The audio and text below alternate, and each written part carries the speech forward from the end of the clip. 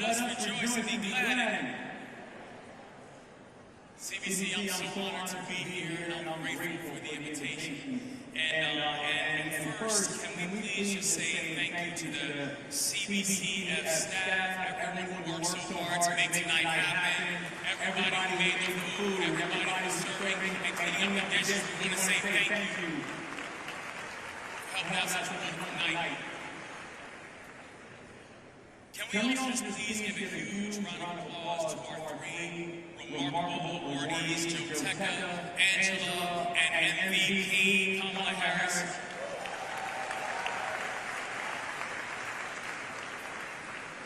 How blessed we are to be here tonight when they are recognized.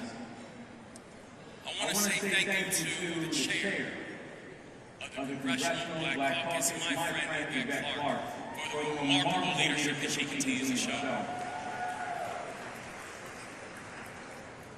I also want to take a very personal point of privilege about how lucky I am that I can say Angela Allsworth is my senator.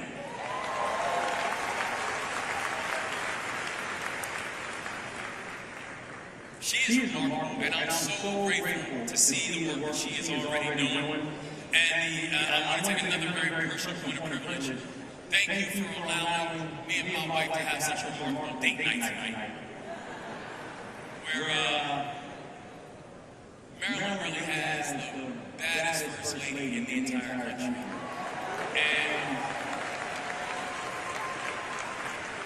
And I say this very, very respectfully to all the other governors in the country that I got the hottest chick in the day wearing my chicken.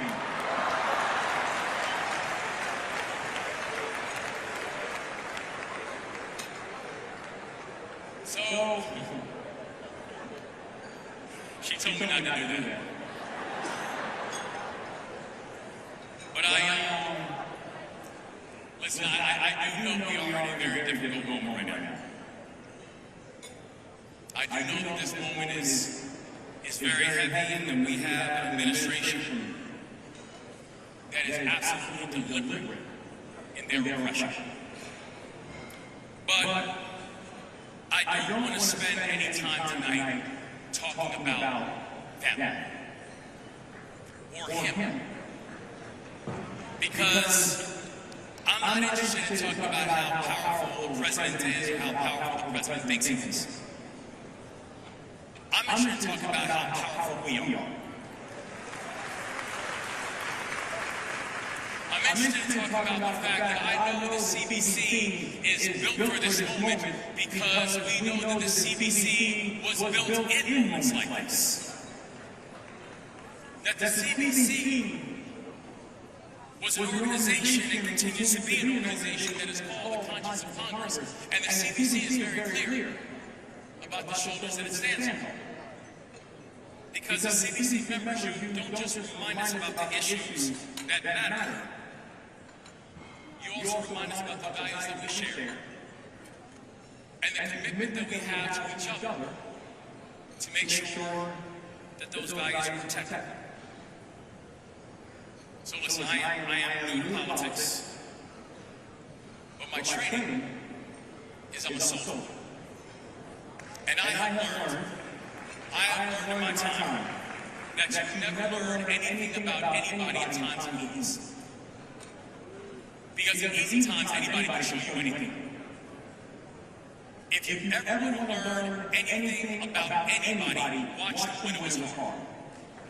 Watch them when it was tough. Watch them when it wasn't simple. Watch them when there were no easy decisions left. And that's exactly what the CBC has been doing now for decades. The CBC doesn't lead when it's easy. It wasn't founded when it was easy. The CBC leads when it's hard. It's the leadership of people like Joe Goose. It's the leadership of people like Glenn Ivey. It's the leadership of people like Weis and Fullbank. It's the leadership of people like Chair Clark. It's the leadership of people like our future Speaker, Hakeem Jeffries.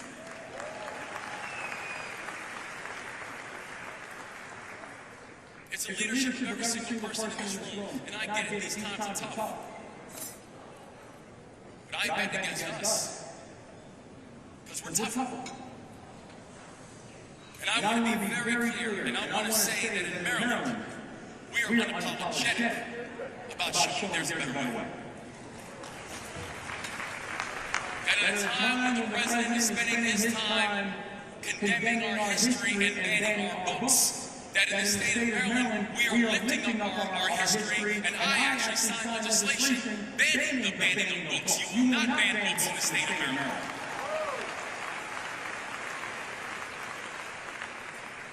That at a time we have a president who is divesting in black genius and targeting black-owned businesses, that in Maryland, we have directed just in my time over $1.3 billion to Maryland's HBCUs and delivered over $800 million to black-owned businesses through procurement reform.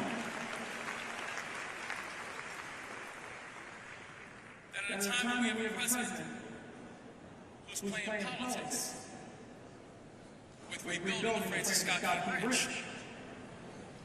In Maryland, we're following the advice of my grandfather, Reverend James Joshua Thomas, who told me, never let someone take something from you when they never gave it to you in the first place.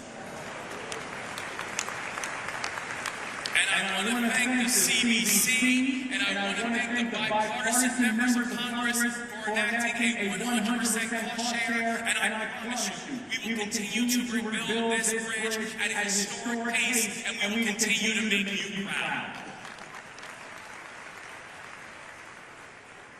And at a time when we're watching the president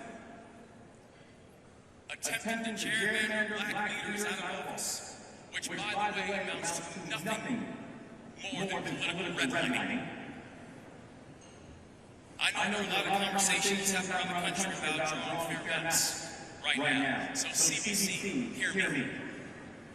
Donald Trump does not get to pick and choose which states have fair maps and which other states should sit on their hands. So, I want to be very clear and say it loud enough for the people in the back. While these other states are determining whether or not they have fair maps, Leader Jeffries, so will Maryland.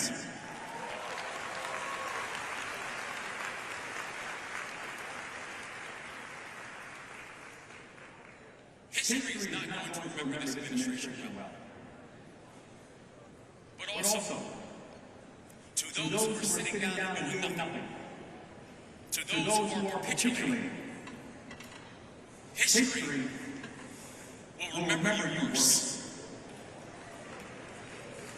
That the ancestors are watching us right now. And they are praying we don't bend the knee. That our sister Shirley Chisholm did not bend the knee. That Brother Adam Clayton Powell did not bend the knee. My mentor Elijah Cummings did not bend the knee. That John Lewis did not bend the knee. And I've led soldiers in combat. I don't bend the knee for anybody.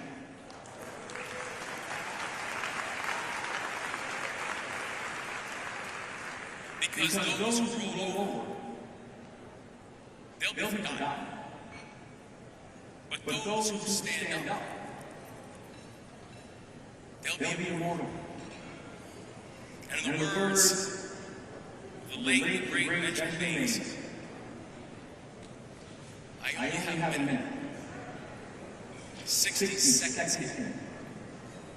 Forced to call me, I did not choose it, but I know that I must use it. Give account if I abuse it. Suffer if I lose it.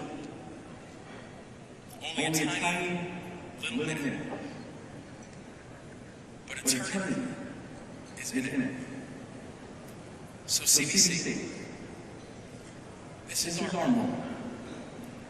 Let's leave no one behind. And let's go be eternal.